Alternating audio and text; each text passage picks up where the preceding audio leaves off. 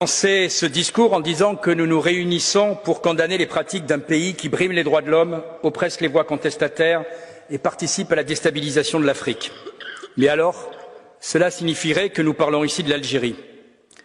Or, la gauche européenne ne condamne jamais l'Algérie et l'Union européenne lui passe tout en espérant son gaz.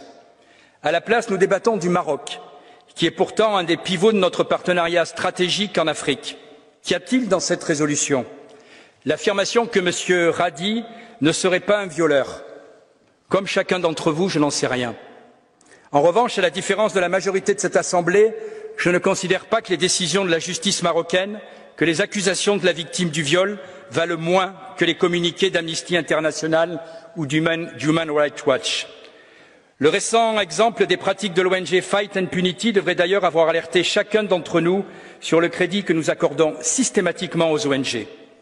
Comme les États, elles ont leurs intérêts et leurs limites. Si M. Radi est victime d'un complot, c'est à ses avocats et au peuple marocain de le démontrer. Et ce n'est pas au Parlement européen de s'essuyer les pieds sur la justice marocaine.